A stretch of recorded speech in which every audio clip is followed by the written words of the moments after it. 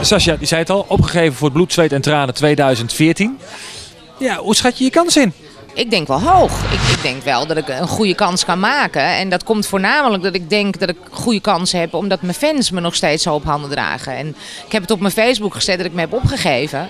Ja, de reacties waren hartverwarmend. En dat maakt het wel compleet voor mij. Dat ik denk, oké, Sas, dan moet je het ook wel echt doen. En ik heb niks te verliezen. Niks te verliezen. Waar ik op hoop is dat ik niet de nummers krijg die niet bij Sascha Brouwers passen. En dat is mijn enige angst. Ik ken alleen een aantal mensen van het productieteam. En ik geloof wel dat hun heel erg goed omgaan met het talent wat ze naar binnen halen. Maar dat is eigenlijk mijn enige angst. Ik vond het een prachtig programma. En helemaal omdat het Nederlandstalige muziek gewoon goed lied, zeg maar, goed op de markt wordt gezet. Dus ik ga de gok nemen en ik heb er zin in. Wanneer zijn de opnames? In maart volgens mij. Ik moet je eerlijk bekennen, ik weet het nog niet. En dat maakt het voor mij wel moeilijk, want ik ben een ongeduldig persoon. Dus ik heb me iets van 2 maanden geleden ingeschreven en nog niks gehoord.